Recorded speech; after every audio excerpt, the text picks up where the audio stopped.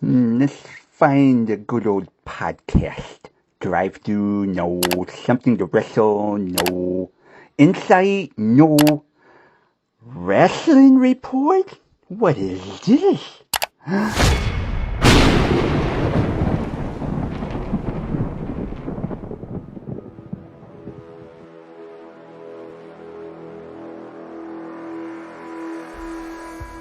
Hello, I would like to take you on a journey into the world of professional wrestling. This is the Wrestling Report.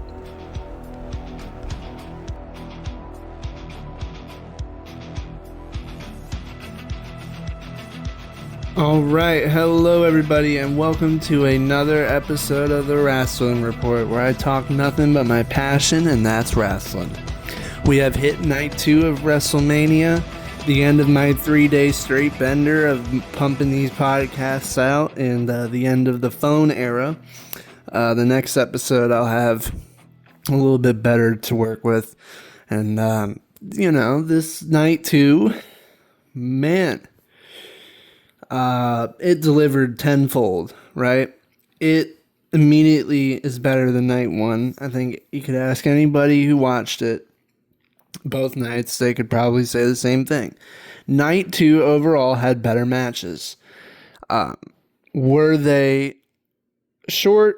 A lot of the time. There were still issues of the matches being about 10, 15 minutes most. Some even less, but the main event, I'll talk about the main event, the CM Punk and Roman Reigns match. It was probably one of the better matches I've ever seen in my life. We'll get into it. But overall, when we combine both nights of WrestleMania together, I still hold the belief that it is not the best nor the worst WrestleMania of all time. There are things that could have been better, but there are things that could have been worse. Matches on this card delivered, and matches on this card felt a little rushed.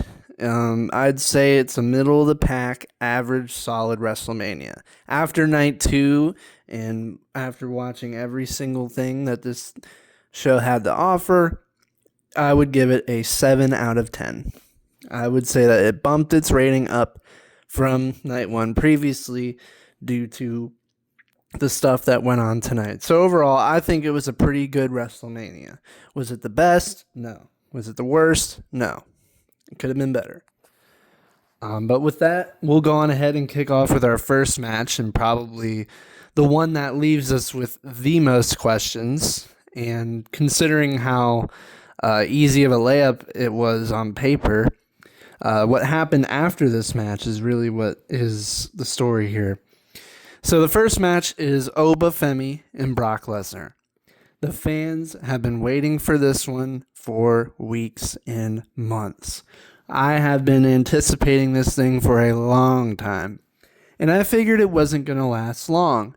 Brock Lesnar matches never typically do. So with that in mind, that's about what happened.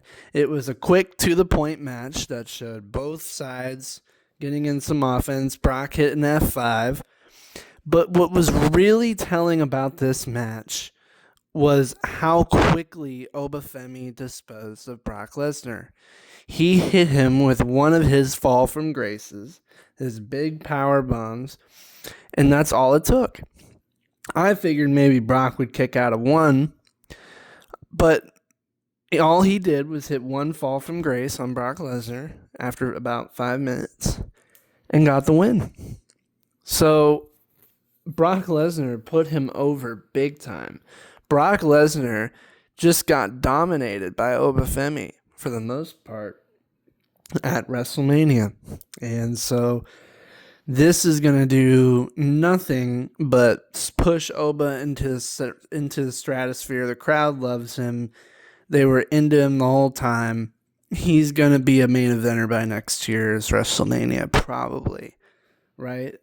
I don't know where they take him from here, but I can only imagine it's a world title, or it's at least a United States or Intercontinental title. I don't know.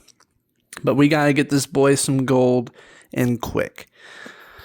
But what was really the story of this match was that Brock Lesnar supposedly, apparently, and maybe definitely has retired.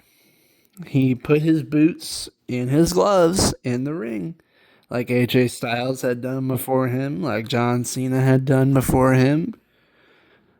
So we're seeing so many different retirements, and we saw a vulnerable side of Brock Lesnar I don't think anybody has ever seen, character or non-character. And this really has me thinking that we're not going to get a Brock match at SummerSlam. I figured we were at least going to get him until SummerSlam in his hometown in Minnesota. But that's not what happened. Brock Lesnar was crying. He put his boots and gloves in the ring, thanked the fans, shook hands. I mean, Paul Heyman was a wreck. I think this is over, right? It might very well be over, the career of Brock Lesnar. Now, it could be a fade out. He could pull a Mark Henry and do something else later on. I don't know. But in most time-honored wrestling traditions, if you do such a thing as putting your boots and your gloves in the ring, that means you are willing to step away and you are ready to step away.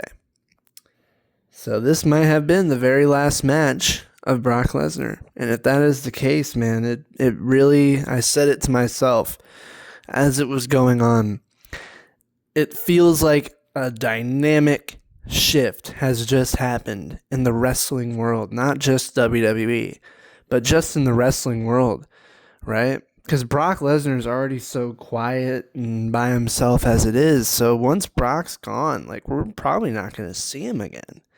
Or if we do, it's going to be very brief. So I don't know if this truly is the end, but if it is, man, Brock Lesnar, and I think commentators on the post show put it best, we really should be putting Brock Lesnar in the category, in the conversation of being one of the greatest of all time. Simply because he always made everything he did look legitimate, look real, and look important. He always made his opponents look strong, even though he was always the strongest guy in the match. Brock Lesnar was a natural from the beginning in 2002, I think, around that time, all the way up until now. And his presence not being in the WWE is going to leave a mark. And a lot of the fans are already devastated. It sucks, man. We're losing so many icons to the business in a matter of months. I can't take this much retirement, man. Can we take a break? Can someone just say, hey, I'm not going to retire yet? I'm thinking Rey Mysterio's next, or I don't know. He didn't want to get retired by Gunther. That's my theory. He didn't want to get retired by Gunther. So ultimately, ladies and gentlemen, maybe the end of the beast is at WrestleMania. Maybe the beast got slayed for good at WrestleMania. And if that's the case, that was truly a poetic way to go. He put over Obafemi, which is basically him but black. It's just incredible, right? He's going to be the future of this company. Oba is going to be everything that he's booked to be and more. And Brock knows that. And Brock put him over in the best way possible on his way out, supposedly. And you couldn't ask for it to go a better way. But with that, ladies and gentlemen, we move into the 6-pack ladder match. One that I surprisingly got right, but one that I think was probably one of the greatest ladder matches in WrestleMania history. Just the sheer amount of athleticism. Javon Evans hitting that massive OG cutter on Rusev off the ladder. I knew Javon was going to do some crazy shit, but that right there was incredible. He just gets it. He knows. And there was a brief moment where I thought he was going to win the IC title, and I was really excited. And that didn't work out for him, but everybody in this match did something meaningful. Rey Mysterio, Michael Cole put it best, it really is a fountain of youth. This guy just doesn't know how to age.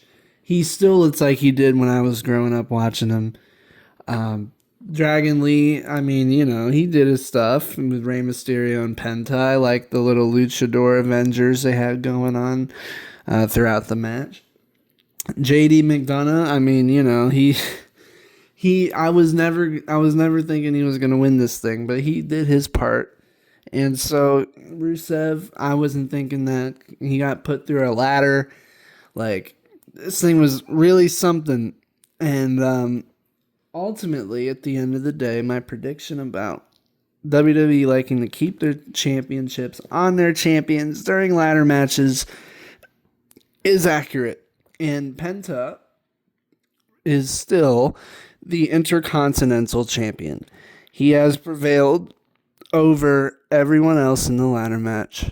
And I'm excited for that because we haven't really gotten to see the full extent of what Penta can do. So I'm excited to see what we've got going forward. Trick Williams and Sami Zayn for the United States Championship. This match was pretty goddamn good for Trick Williams. I mean, the guy had everybody in Vegas behind him. There was nothing Sami Zayn could have done to try and win the crowd over. Trick Williams is getting over quickly, man. And I am so happy for him because, just about a few months ago, he was in NXT not knowing when his main roster call-up would be, let alone when his first Wrestlemania would be. And he's already a fucking United States champion. And he's already climbing up the ranks. And he's the rookie breakout moment. Him and Obafemi, right? Those were the two that really broke out at Wrestlemania.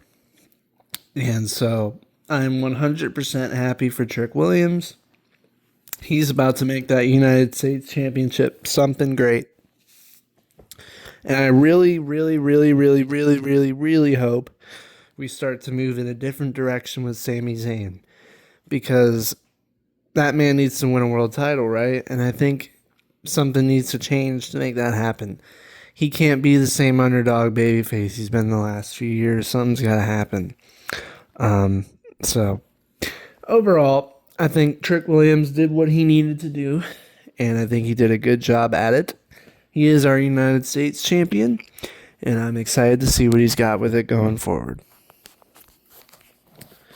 The Demon Finn Balor versus Dominic Mysterio. Oh, have I missed the Demon. And I'm sure many other wrestling fans have as well. He looked so good. This entrance was so good. The face paint was so good. Oh, man, it just felt so right seeing him. And then, they had one job, and that was to not mess it up. And they did not. They did exactly what they needed to do. Dominic gave him a good fight, which is what I want to see. I want to see a good match. I don't want to see a squash. But ultimately, as it should be, the Demon gets the win. And it was a very good match at that. A street fight that was kind of made official in the pre-show earlier before, so it turned into a street fight. And Dominic got beat fair and square. And now he's going to have to be fighting demons in his dreams going forward because of this loss. He's going to be traumatized, even though he's still the greatest, apparently. Just apologize to your dad. He'll be all right. Just go apologize to him while he's still around. He's going to retire by the end of the year at this freaking point. Too much retirement for me. It's making me sad. Rhea Ripley and Jade Cargill for the WWE Women's Championship. This was my biggest surprise of the night, honestly, because, before this, I thought for sure Jade Cargill would have ended up retaining due to the new faction she has just formed. But then, there's this thing, I guess, in my brain where I tend to forget certain aspects of storylines. And so I tend to forget that Rio exists and that Io Sky is Rhea Ripley's best friend. So for the last few weeks, I'm like, well, surely because it's going to be a 3-on-1, Jade will retain. But I didn't even think twice about Io Sky because I figure she's caught up in Asuka and Kairi and the Kabuki Warrior stuff. I figure that's more of, what she's focused on. But I do know that Rhea Ripley and Io Sky are friends, best buds. And so she came out when Meechin and B-Fab were trying to help Jade retain, and she beat ass and helped Rhea Ripley win the WWE Women's Championship. So now Rhea is a 4-time champion. She won it with her bestie at her side. I mean, so I guess this now means Rhea Ripley's on SmackDown and Io Sky's on Raw, right? I mean, I know you can cross over between brands. There's not really a draft thing anymore where you can't go across. But yeah, that would mean primarily that Rhea Ripley will be on SmackDown now because Liv Morgan is the champion on Raw. So I don't know. I don't know what this will mean for that friendship or what, but I mean, I'm never going to be mad at Rhea Ripley being champion. I mean, that's not going to get any complaints out of me. I just thought that, maybe Jade would have retained here, but, it's one of those situations where I guess I'm pleasantly wrong, right? You can't go wrong with a Rhea run. You can't. All right, ladies and gentlemen, this is the King Caboodle. This is the big one. CM Punk and Roman Reigns. Oh my God, this thing was a classic from the bell ringing. I already knew the story was great. I already knew the entrances were great. Roman Reigns comes out with his OG theme song, the dun dun dun, and then walks down to the ring, all aura maxed out. And CM Punk comes out to his old Ring of Honor theme and the Miseria Cantaria. I can't remember what it's called off rip. It's a interesting name. He comes out with his Ring of Honor theme.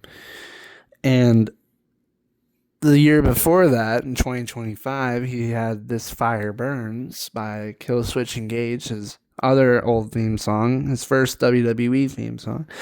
So every year he seems to keep going back. So now he's gone back to his roots, the very beginning of his wrestling career in Ring of Honor, with that theme song. And so both entrances were absolutely spot on. So the vibes were there. And so these two start going, and these two were just absolutely incredible. They had 30 minutes. Which was longer than any match on the card across both nights. So it had the most time. And that's what happens when you give a match that much time. Or at least, that's what you save your mega main events for. You gave your mega main events that much time. Maybe if you shaved 5 minutes off, you could pass for everything else. But this match needed to be what it was. It was a classic. It was a all-time great classic between two guys who have defined the wrestling business for the past decade. I mean, it really exemplifies a big main event. And so this thing's back and forth, right? But as it's going on, I start to think in my head, Roman Reigns came out with his old Tribal Chief theme song. Why would he do that? It's the same logic that I had with Night 1 when Liv Morgan brought out her new theme song and her new lighting. It's like, should this mean that Roman's winning? And then as the match progressed, I was like, yeah, Roman probably is going to win this. Because by the time we get to the end of this absolute banger, CM Punk is like out of gas, and Roman knows it. And we get back to this quote that Roman told Punk a few weeks ago on Raw. He called him old. And maybe in that split moment, maybe in that finish, that age played into factor. Roman had just enough more athleticism, a little bit more endurance, a little bit more grit, I guess, to finish the job. CM Punk was gassed out, and he could hardly get up. So Roman Reigns ended up hitting him with one big, massive spear and would pin him 1, 2, 3. And he would become our new World Heavyweight Champion, our new Tribal Chief, our new era, as Triple H would give it. A new era. This is very exciting. We have a babyface Roman Reigns. We have a good guy Roman Reigns. We don't have that tyrannical heel boss mode, kind of mob boss anymore. We have a babyface. And so I'm super excited to see what this becomes. This title looks so good on him. It looks so right on him. It just makes sense. And I don't know even who his first feud is. I've even heard reports already that he's going to start being a full-timer, meaning we'll start seeing him every week. If that's the case, then WWE is about to cook again in a way that I don't think most people are expecting or are ready for. Because anytime Roman Reigns has a world title, it cooks. And so you already know CM Punk's going to want to get that back. I imagine this thing is not over.